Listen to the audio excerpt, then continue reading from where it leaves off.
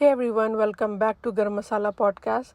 तो बात करेंगे चालू आपी के दोनों व्लॉग के बारे में। दोनों व्लॉग जो एक पहले का है और एक जो आज आया है, तो दोनों की बात हम इसी व्लॉग में करेंगे। तो चालू आपी महर को बता रही है कि हमारे यहाँ रिवाज है, उसूल है कि हम लोगों का बर्थडे मनाते हैं, ब्रिंग इन करते हैं। खैर, ये ब्रिंग इन का जो कीड़ा है ये तो दीपिका का निकाला हुआ है। ये जो एक वायरस है उसने दिया है इस फैमिली को, क्योंकि ये इन लोगों को कहाँ से इतनी अकल और इतना कहाँ से इनको इतनी समझ। इनको सुबह उठ के ब्रश करने की अकल नहीं है। ये ब्रिंग इन और ये और वो स्पेशल फील कराना, ये सब जो नौटंकी है ना, ये सब दीपिका का निकाला हुआ है। तो ये कहती है कि ये सब हमारे यहाँ जो रिवाज है बर्थडे मनाने का, रिवाज नहीं है। ये तुम्हारे यहाँ ये सब जो है ना, ये कंटेंट है। ये सब तुम कंटेंट के लिए करती हो। ये ऐसा नहीं है कि व्लॉगिंग से पहले सालों से तुम्हारे यहाँ चली आ रही थी चीज़ें, ऐसा तो कुछ है नहीं।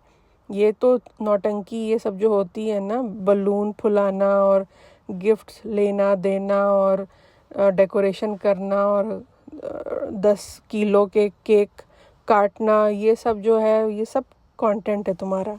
तो महर कराती है हेयर कट और वो करा के वो घर आती है, तो ये जो फ़नी होता है वो बोलता है कि अरे ये क्या काट दिया, बिल्कुल चोमू हेयर कट है, ऊंचा नीचा कर दिया है, बिल्कुल सही नहीं लग रहा है, ख़राब काट दिया है।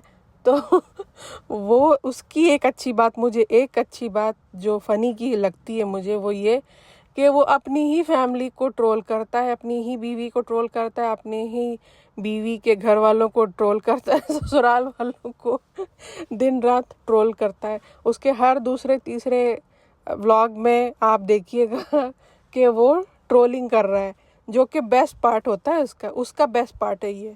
उसके बाद फ़नी बताता है कि चालू को काफ़ी टेंशन है इस बात की कि उसका वज़न बढ़ गया है और वो कैसे कम होगा। तो उसने बताया कि मैंने बोला है कि अभी तुम फीड कराती हो, अभी 6 महीने तुम कुछ मत सोचो, बिल्कुल खाती रहो, खा के फट जाओ।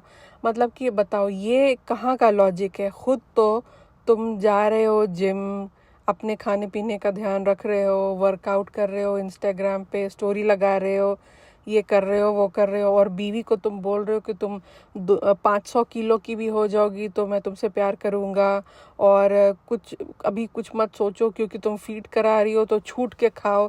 ऐसा किसी किताब में नहीं लिखा है और ऐसा कोई डॉक्टर नहीं बोलता है। ये बिल्कुल बकवास बात है और ये बिल्कुल वाहियात सोच है, क्योंकि ऐसा कहीं नहीं लिखा और ऐसा होता ही नहीं है।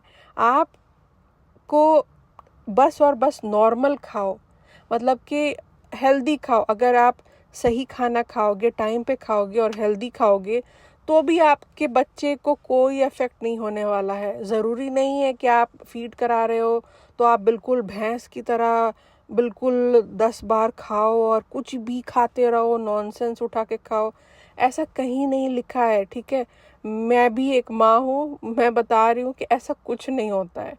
डॉक्टर के पास भी आप जाओगे ना तो डॉक्टर भी यही बोलेगा कि नॉर्मल खाना खाओ और हेल्दी खाना खाओ, फालतू की चीज़ें मत खाओ। और ऐसा भी कहीं नहीं है कि तुम बिल्कुल छूट के खाओ, वज़न जो है वो 3 गुना बढ़ा लो जस्ट बिकॉज कि तुमको फीड कराना है।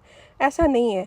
फ़नी को तो कुछ दिमाग ही नहीं है, वो जो उसके मन में आता है, जो दिल में आता है, वो बस बोलता रहता है। उसके बाद फ़नी फिर से यहाँ पे ट्रोल करता है। ये पूछता है महर से कि तुम्हें क्या चाहिए, तो वो बोलती है एक सूटकेस। तो ये यहाँ पे इनका मजाक बनाता है, बोलता है कि तुम्हारे ख़ानदान में सबको सूटकेस चाहिए होता है। अम्मा आती हैं तो उन्हें सूटकेस, बेटी खाला आती है तो उन्हें सूटकेस, नाजिया खाला आती हैं तो उन्हें सूटकेस, तो सबको सूटकेस चाहिए होता है। आखिर ये क्या है, तुम लोग का क्या है।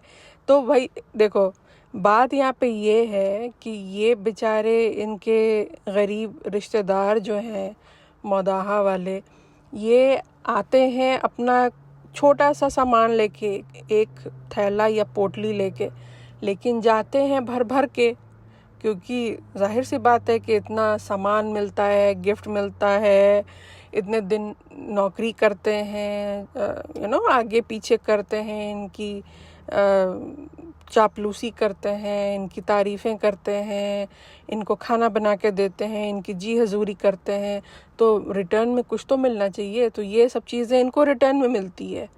तो जैसे होता है ना, हमारे घर में अगर कोई काम करने वाला है, दाई है, नौकर है, माली है, कुक है, तो वो जब काम करता है तो उसको सैलरी मिलती है। तो ये लोग एज सैलरी नहीं देते हैं, ये लोग गिफ्ट देते हैं अपने गरीब रिश्तेदारों को जब वो वापस जाने लगते हैं।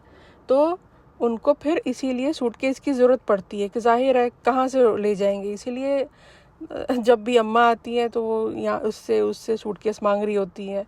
तो इसीलिए इसको सूटकेस की ज़रूरत है। और इस सनी ने सही कहा कि हाँ, ये जो है ये पूरी फैमिली हमेशा सूटकेस ही मांग रही होती है। यहाँ पे अम्मी जो है वो बोलती हैं कि अरे तुम कितनी अच्छी लग रही हो, बिल्कुल जापानी गुड़िया की तरह। हाँ हाँ, बिल्कुल बिल्कुल, जापानी गुड़िया तो वो लग ही रही है। और वो जापानी गुड़िया जो अपनी माँ का बाल पकड़ती है, बाल खींचती है और बाल खींचकर माँ पे हाथ उठाती है। यहाँ पे मैं अभी 2 पॉडकास्ट पहले मैं इस लड़की की तारीफ़ कर रही थी कि ये कितनी मासूम है, कितनी सीधी है, कितनी ये है वो है।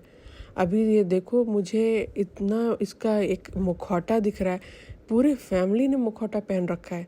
इस बच्ची ने, मतलब मैं तो इसको 16 साल की समझ भी नहीं रही थी, मुझे लगा कि ये शायद बहुत से बहुत 13 या 14 साल की है। नहीं, ये 16 साल की है। ओके, अभी ये इसका 16th बर्थडे हुआ है। एक 16 साल की लड़की जिसको काफ़ी हद तक अकल आ जाती है, 16 साल में अच्छी खासी अकल आ जाती है लोगों में, वो अपनी माँ पे हाथ उठा रही है।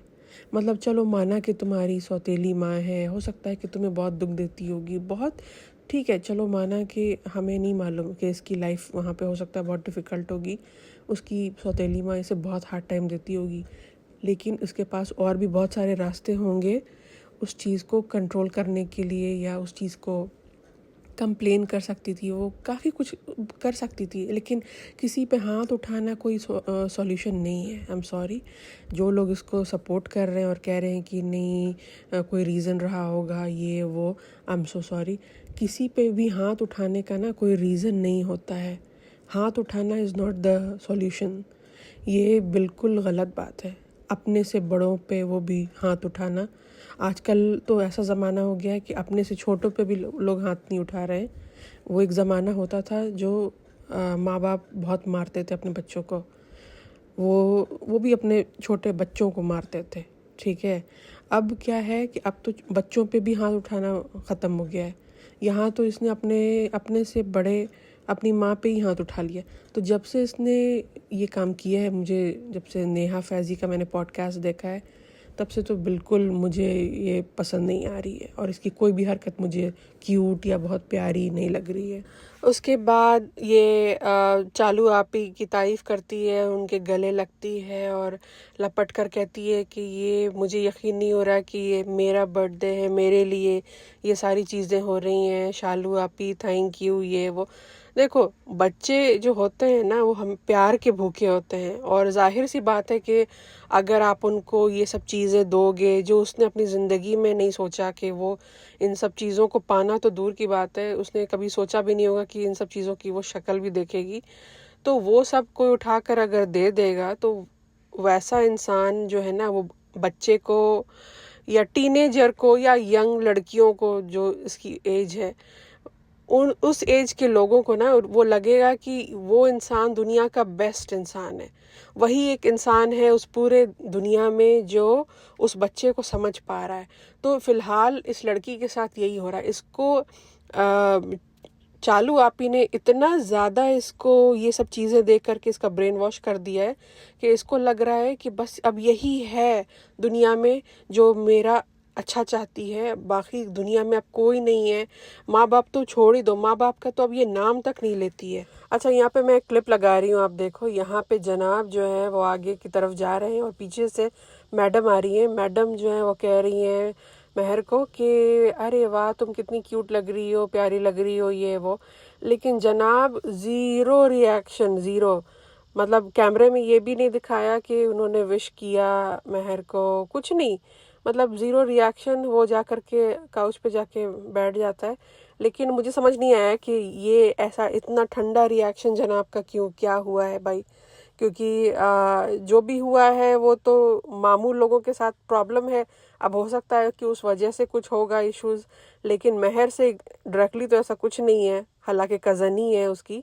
लेकिन आप देखो इस सीन में, आप देखना इस व्लॉग के, बिल्कुल ठंडा रिएक्शन, विश तक नहीं किया, वो इग्नोर करके जाके सोफे पे बैठ गया।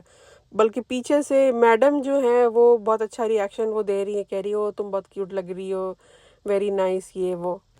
उसके बाद यहाँ पे बर्थडे केक कट होता है और चालू आपी कुछ गिफ्ट्स देती है, सोने के कुछ गिफ्ट्स देती है, एंकलेट वगैरह होता है और एक पेंडेंट है जिसमें एम लिखा हुआ है और ईयरिंग है। तो चलो ठीक है, बहुत अच्छी बात है, बहुत अच्छा गिफ्ट है। लेकिन क्या आप ये बर्थडे, अब आपने उसको लगा दिया है चस्का, इसको इसको कहते हैं ना कि शेर के मुंह में लग जाए खून, तो क्या आप इसको अगले साल भी यही करोगे, हर हर साल यही करोगे? क्योंकि यहाँ जो मुंबई में जो बच्चे हैं उनका तो होता है और बाकियों का भी होता है, तो क्या महर का बर्थडे हर साल ऐसे ही होगा? क्योंकि अगर नहीं तो आप ये सोचो कि आपने उसकी एक्सपेक्टेशंस कितनी हाई कर दी है। अब वो ये सेम चीज़ चाहेगी अपने फादर से, मदर से तो नहीं, लेकिन हाँ फादर से ये सेम चीज़ चाहेगी। तो क्या उसके फादर ये चीज़ प्रोवाइड कर सकते हैं? नहीं कर सकते हैं, बिल्कुल नहीं कर सकते। उनकी फाइनेंशियल कंडीशन क्या है अब तो हर एक इंसान जानता है।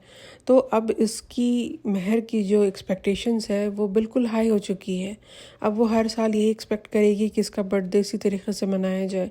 तुम खुद अगर जिम्मेदारी लो और मनाओ इसका बर्थडे तो वो अलग चीज़ है, लेकिन अब दूसरों के लिए, उसके फादर के लिए, उसकी सौतेली माँ के लिए तुमने इतना डिफ़िकल्ट कर दिया है।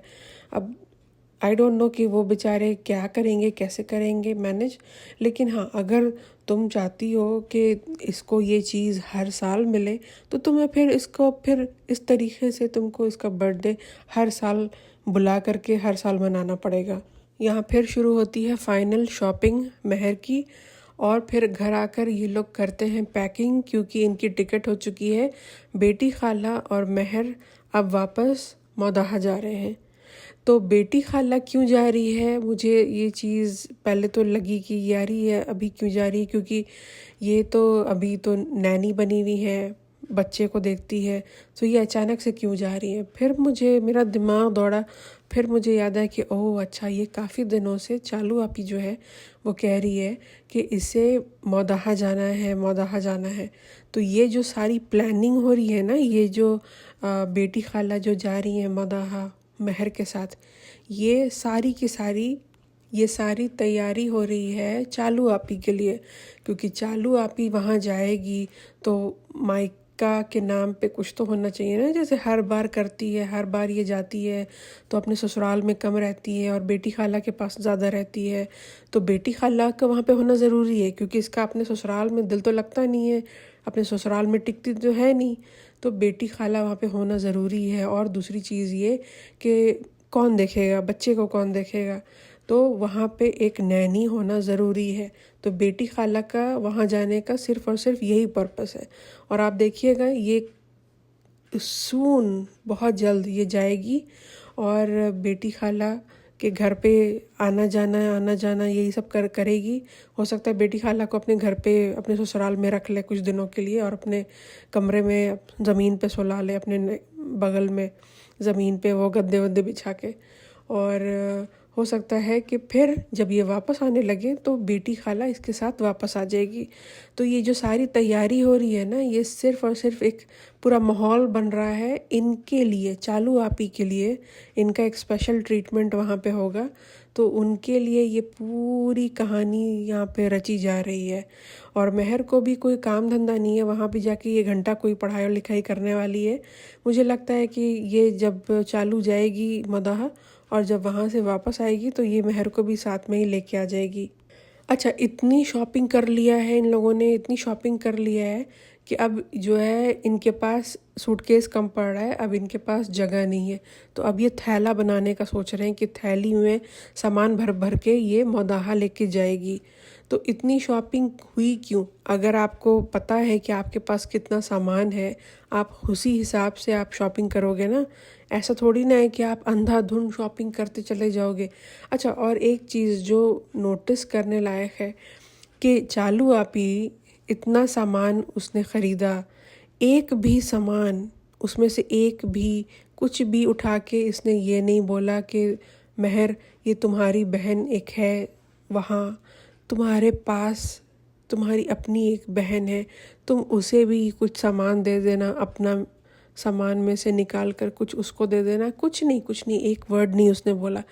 और बिल्कुल मतलब कोई मेंशन तक नहीं किया, हालांकि वो उसके अपने मामू की बेटी है, कारी मामू की ही बेटी है वो भी।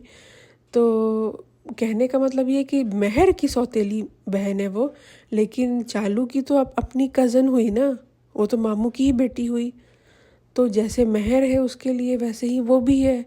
तो उसका कोई वजूद नहीं है, कोई एग्जिस्टेंस नहीं है। एक दफ़े भी चालू ने ये नहीं कहा कि ये लो एक्स्ट्रा, ये रख लो, ये अपनी बहन को दे देना।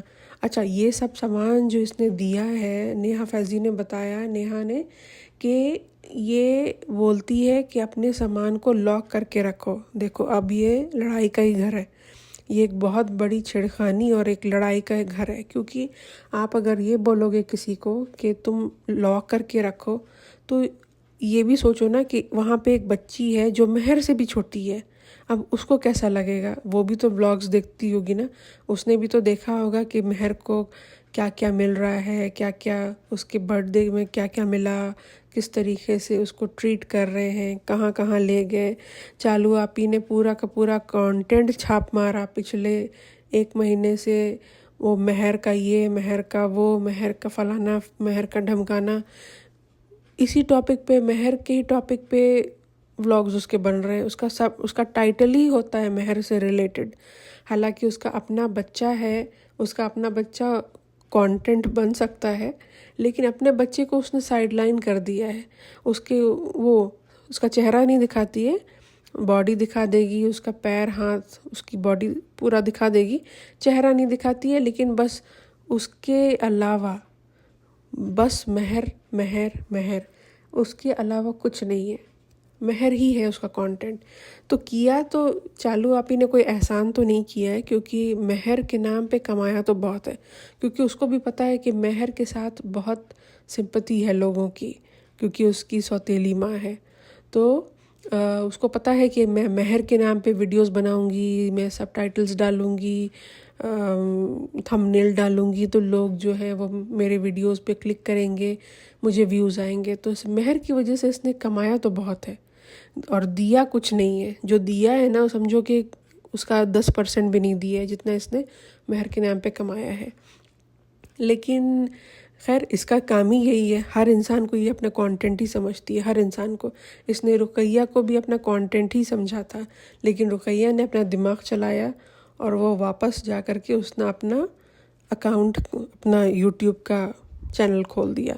तो ये चीज़ चालू को नहीं अच्छी लगी। यही रीज़न था कि उसने आज तक मेंशन नहीं किया, उसने आज तक अपनी बहन के चैनल को प्रमोट नहीं किया। ऐरे गहरे नत्थू खैरे, फलाना ढमकाना, वो 2 कौड़ी के चीप से लोगों को प्रमोट करती चलती है वो। लेकिन अपनी खुद की जो उसके का कज़न है, उसका चैनल है रुकैया का, लेकिन एक दफ़े भी उसने ये नहीं बोला कि हाँ मेरी कज़न का चैनल है, जा कर के आप सब्सक्राइब कर लो। क्यों? क्योंकि उसे जलन है, क्योंकि उसको था कि नहीं, तुम कोई भी वीडियो मत बनाओ, तुम्हें चैनल बनाने की ज़रूरत नहीं है, तुम सिर्फ मेरा कंटेंट बन के रहो, मैं उसके बदले में तुम्हारे मुंह पे 2-3 सामान मार दूंगी, और तुमसे मैं कमाऊंगी लाखों का, और सामान में दूंगी तुम्हें हज़ारों का। तो वो ये चाहती थी, जो कि हुआ नहीं। तो उसकी वजह से उसका रुकैया से भी ख़राब हो गया है। अब रुकैया, मुझे नहीं लगता है कि वो कभी मुंबई आएगी या कभी भी आपको चालू के व्लॉग में दिखने वाली है। अब बात यहाँ पे ये है कि जो सामान इसने दिया है महर को ख़रीद कर, वो सब ये व्लॉग में इसने दिखाया है। मौदाहा में सब ने देखा होगा, इंक्लूडिंग इसकी बहन और इसकी सौतेली माँ। और ये इसने साफ साफ शायद बोल भी रखा है कि तुम हर चीज़ लॉक करके रखो। अब बताओ, अब ये सब जो ये करके दे रही है, इसने अपनी दूसरी वाली बहन को कुछ नहीं दिया है, कुछ नहीं भेजा है। उसने एक दफ़े भी नहीं बोला कि मेहर तुम ये अपना सामान तुम आधा बांट लेना, ऐसा कुछ भी नहीं बोला। अब ये कितना बड़ा लड़ाई झगड़ा होने वाला है, ये तो ऊपर वाला ही जानता है। तो खैर चलिए, इन लोगों का बकवास तो चलता ही रहेगा। तो मैंने अभी देखा कि नेहा ने भी अभी एक पॉडकास्ट डाला है, वीडियो डाला है, जिस पे हम लोग बात करेंगे। उस पे भी मैं एक वीडियो बनाऊंगी। तो चलिए मिलते हैं नेक्स्ट पॉडकास्ट में। इस चैनल को लाइक कीजिए, शेयर कीजिए, सब्सक्राइब कीजिए, and I will see you in the next podcast. Take care.